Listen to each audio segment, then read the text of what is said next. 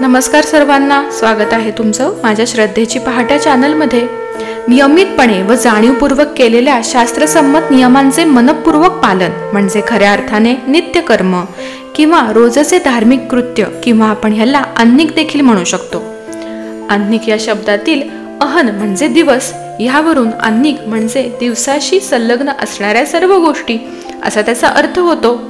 अर्थात शास्त्रविधीनुसार केलेल्या नित्यकर्मांमुळे मनुष्य हा देव, पितृ व मानव यांच्या ऋणातून मुक्त होतो। ज्याप्रमाणे आपण श्वासोच्छ्वास घेत असतो त्याप्रमाणे अन्निकातील आखीव क्रिया शरीराबरोबरच मनाचा देखील सर्वांगीण विकास घडवून आणतात। प्रातस्मरणापासून भोजनापर्यंतच्या सर्वच कर्मांना शास्त्राने विधीपूर्वक आचरणाची बैठक आणि वेळ तसेच काल आणि प्रमाण यांचे गणित घालून दिलेले आहे। अन्निकात अचूकता जितकी अधिक तितके अन्निकाचे लाभ अधिकाधिक होत जातात। ज्याप्रमाणे सैन्याची शक्ती दररोजच्या कवायतींमुळे अधिकाधिक वाढत जाते, त्याप्रमाणे नित्यकृत्यामुळे व्यक्तिमत्वाचा विकास होत जातो। एकीकडे शरीरास अत्यंत उपयुक्त आणि पोषक ठरणारे आरोग्यशास्त्र, तर दुसरीकडे मनाचा विकास व उन्नती साधणारे मानवशास्त्र अशी दुहेरी जोड देऊन शास्त्राने अन्निकाचे काही नियम घालून दिलेले आहेत। हे आपण आज या व्हिडिओच्या माध्यमामधून अधिक जाणून घेणार आहोत। नियमितपणे अन्निक करून त्यास पूरक असे आचरण करणे हे सहज शक्य आहे, मात्र त्यासाठी धर्माविषयी अतूट निष्ठा आणि धर्मपालनाची मनपूर्वक आवड या दोन्ही गोष्टींची गरज आहे। मनु, याज्ञवल्क्य अशा महान प्राचीन स्मृतिकारांच्या ग्रंथापासून निर्णय सिंधू, धर्मसिंधू इत्यादी धर्मग्रंथापर्यंत सर्वच ग्रंथात अन्निकाची महती गायलेली आहे। दिवसभरात हातून घडणाऱ्या प्रत्येक कर्मास अन्निकाचे इंधन देणे अत्यावश्यक असते। आदर्श व काटेकोर अन्निकाचे मनापासून पालन करणारी व्यक्ती मनाने सुदृढ राहते। परिणामतः ती सहसा दुर्व्यसन, आजार, मनोविकृती, दारिद्र्य इत्यादी आपत्तींचे भक्ष्य ठरत नाही। आपण आता जाणून घेणार आहोत पहाटेपासून मध्यान्हापर्यंत कोणकोणत्या विधियुक्त कर्मांचा यामध्ये समावेश होतो। त्यापैकी पहिलं आहे दिनारंभ। ब्राह्मे मुहूर्ते बुध्यते या शास्त्रज्ञेनुसार आपल्या दिनचर्येचा आरंभ पहाटे ब्रह्ममुहूर्तावर करावा। रात्रीच्या अंतिम प्रहाराच्या तिसऱ्या भागास ब्रह्ममुहूर्त असं म्हटलं जातं। सूर्योदयापूर्वी सुमारे 5 घटी म्हणजेच 5 गुणिले 24 म्हणजेच 120 मिनिटं हा ब्रह्ममुहूर्त असतो। ब्रह्ममुहूर्त हा सूर्योदयाच्या सुमारे 1 तास 36 मिनिटे आधी सुरू होतो आणि सूर्योदयाच्या 48 मिनिटे आधी संपतो। हा काळ साधारणपणे पहाटे 3 ते 5 च्या दरम्यान असतो, परंतु तो प्रत्येक ऋतूनुसार बदलत राहतो। अनेक साधू, संत, ऋषी मुनींकडून देखील आपण बऱ्याच वेळा ऐकतो की ब्रह्ममुहूर्तावर उठणे किती फायदेशीर आणि किती महत्त्वाचे आहे, त्याचे आपण नियमित पालन केले पाहिजे असं देखील आपण ऐकत असतो। धार्मिक मान्यतेनुसार जी व्यक्ती ब्रह्ममुहूर्तावर उठते आणि ईश्वराची आराधना करते तिची प्रार्थना थेट परमेश्वरापर्यंत पोहोचते असं म्हटलं जातं। ब्रह्ममुहूर्तावर ध्यान, योगासने, प्रार्थना, मंत्रजप आणि अभ्यास करावा। एका शास्त्रवचनानुसार ब्रह्ममुहूर्तकाली निद्रात्याग करणाऱ्या व्यक्तीस निसर्ग, सौंदर्य, कीर्ती, बुद्धी, लक्ष्मी, स्वास्थ्य, आरोग्य व प्रसन्नता यांनी मुक्त हस्ताने खैरात वाटतो। दिवसाभरातील सर्व दैनंदिन व्यवहाराची सफलता अथवा असफलता प्रातःकालीन जागृतीनंतरच्या व्यवहारावर अवलंबून असते।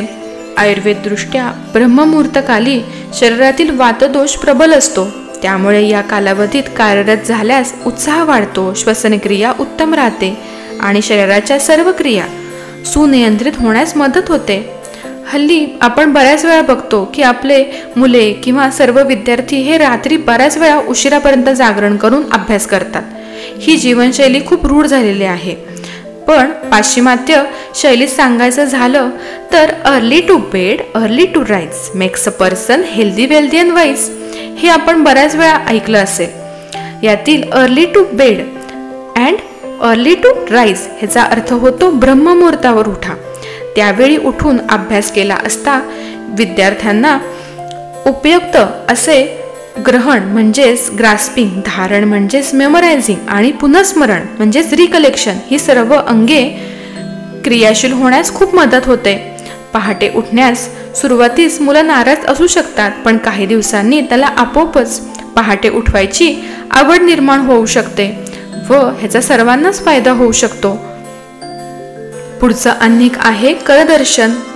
निद्रा समाप्तीनंतर शय्येवर बसून दोन्ही तळहात समोर धरून करदर्शन करावे.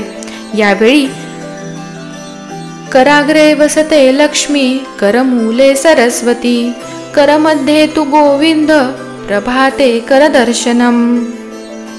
हा मंत्र म्हणावा. त्यातील लक्ष्मी ही सर्व सुख प्रदान करते, सरस्वती ही सर्व ज्ञान प्रदान करते, तर गोविंद म्हणजे गो म्हणजे इंद्रिये आणि विंद म्हणजे जिंकणारा, हा इंद्रियांना काबूत ठेवतो. या त्रयींच्या प्राप्तीसाठीच तर अखिल मनुष्याचा खटाटोप चालू असतो. हा दररोजचा खटाटोप करताना आपल्या हातावर देवतांचा निवास असतो. या भावनेतून आपल्या हातून कोणतेही दुष्कृत्य घडणार नाही ना, याविषयी तो जागृत राहतो. हाच मुख्य हेतू असतो करदर्शनामागे. आरोग्यशास्त्रानुसार रात्रभर डोळ्यांना विश्रांती मिळाल्यामुळे ते तणावमुक्त होतात. अशा वेळी त्यांच्यावर एकदम ताड पडणे योग्य नाही.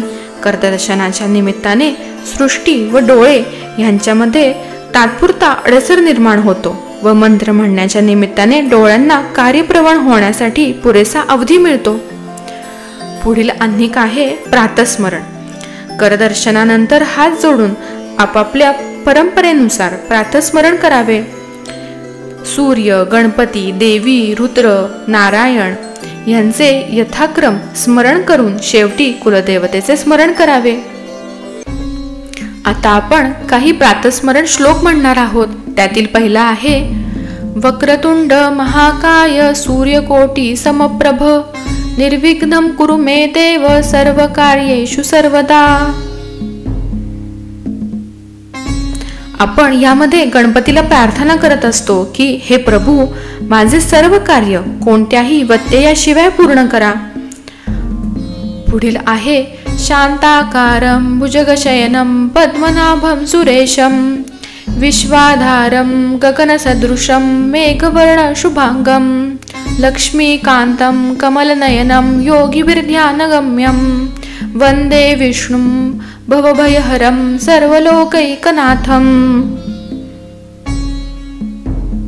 यामध्ये आपण विष्णूला वंदन करत असतो व जे जन्म मृत्यूच्या रूपातील भीतीचा नाश करतात, ते सर्व भयाचा नाश करतात, जे सर्व जगाचे स्वामी आहेत, ह्यांना आपण ह्याच्यामधून नमन करत असतो. पुढील आहे गुरुर्ब्रह्मा गुरुर्विष्णू गुरुर्देवो महेश्वरा गुरु साक्षात परब्रह्म तस्मै श्री गुरवे नमः. ह्याचा अर्थ आपल्याला सर्वांना माहीतच आहे. गुरु म्हणजे ब्रह्मा, जो विश्वाचा निर्माता आहे.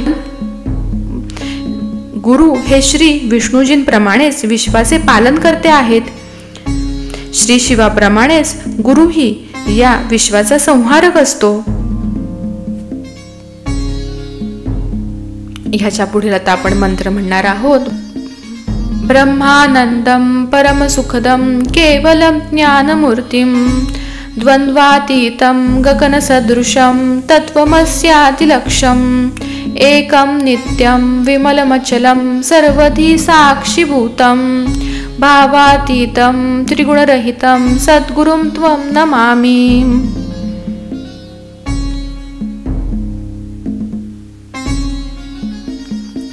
याचा अर्थ होतो ब्रह्मज्ञानाच्या परमानंदाचे मूर्तिमंत आणि परम आनंदाचे दाता, परम ज्ञानरूप आणि द्वैताच्या पलीकडे असलेल्या आकाशाप्रमाणे सर्व व्यापून राहिलेल्या आणि परमात्म्यात स्थिरावलेल्या खऱ्या गुरूंना माझा नमस्कार असो. पुढील मंत्र आहे सर्व मंगल मांगल्ये शिवे सर्वार्थ साधिके शरण्ये त्र्यंबके गौरी नारायणी नमोस्तुते. याचा अर्थ होतो सर्व इच्छा पूर्ण करणारी, 3 नेत्रे असणारी भगवान शिवाची पत्नी तसेच भगवान विष्णूची पत्नी ह्यांना सर्वांना मी नमस्कार करतो. आता आपण प्रातस्मरण मंत्र बघितले. जर तुम्हाला याविषयी करदर्शन किंवा प्रातस्मरण त्याचबरोबर दिनारंभ याविषयी अधिक माहिती जाणून घ्यायची असेल तर मला कमेंट्समध्ये सांगा. मी त्याच्यावर प्रत्येक एका विषयावर वेगवेगळा व्हिडिओ नक्की तयार करेन. आता यापुढील आहे भूमी प्रार्थना. शय्या त्याग करण्यापूर्वी मस्तक खाली टेकवून भूमातेस पुढील प्रार्थना मंत्र म्हटला जातो. म्हणजेच आपण जेव्हा झोपेतून उठतो आणि आपल्या गादीवरून किंवा आपण जिथं झोपलेला आहोत तिथून जेव्हा आपण उठतो तेव्हा सुरुवातीला आपल्या भूमातेला, ज्याच्यावर आपण दिवसभर पाय ठेवतो, त्याला नमस्कार केला जातो व त्यांची प्रार्थना म्हटली जाते. हे विष्णुपत्नी, समुद्राचे वस्त्र धारण करणाऱ्या व पर्वतरूपी स्तनांनी सुशोभित अशा तुला मी वंदन करतो. तुझ्यावरील माझ्या पदस्पर्शाची क्षमा कर. त्यानंतर जमिनीवर प्रथम उजवे पाऊल ठेवले जाते व उठले जाते. आरोग्यशास्त्रदृष्ट्या पाठीचा कणा रात्रभर एकाच अवस्थेत राहिलेला असतो. उपरोक्त भूमी प्रार्थनेच्या निमित्ताने बसलेल्या अवस्थेत मस्तक खाली टेकवले जाते. त्यामुळे त्यास योग्य व्यायाम घडतो व तो दिवसभराच्या हालचालीला कार्यप्रवण होतो असा ह्याचा अर्थ होतो. पुढील आहे मंगल दर्शन. प्रातःकाळी उठल्यानंतर जी वस्तू प्रथम पाहिली जाते तिचे कळत नकळत स्मरण दिवसभर होत राहते. जर ती वस्तू कल्याणकारी असेल तर दिवसभर कल्याणकारी विचार मनात तरळतात. यास्तव शय्या सोडल्यावर प्रथम कोणाचे दर्शन घ्यावे व घेऊ नये याबाबत देखील शास्त्रसंकेत आहेत. चंदन, सुवर्ण, मृदंग, आरसा व रत्न, त्याचप्रमाणे आपली इष्टदेवता, वेदपाठी पुरुष, सुवासिनी, गाय, अग्नी, अग्निहोत्री किंवा याज्ञिक यांचे दर्शन जो मनुष्य घेतो त्यास कल्याण प्राप्ती होते. ह्या उलट सकाळी उठल्यावर पापी पुरुष, कुलटा स्त्री, मद्य करणारा पुरुष यांना जो मनुष्य पाहतो तो दिवसभर निरुत्साही राहतो. परिणामतः त्यास अपेक्षित यश प्राप्ती होत नाही. आता आपण बघितले त्या व्यतिरिक्त वृषभपान, शौचाचार, दंतधावन, व्यायाम आणि त्याचबरोबर केश आणि नखे यांचे कर्तन कशा पद्धतीने करावे याविषयी देखील शास्त्रसंकेत आहेत.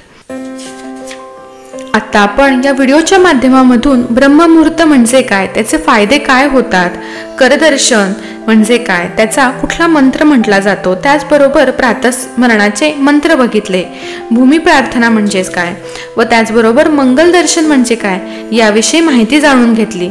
जर तुम्हाला याविषयी अधिक माहिती जाणून घ्यायची असेल तर मला कमेंट्समध्ये सांगा.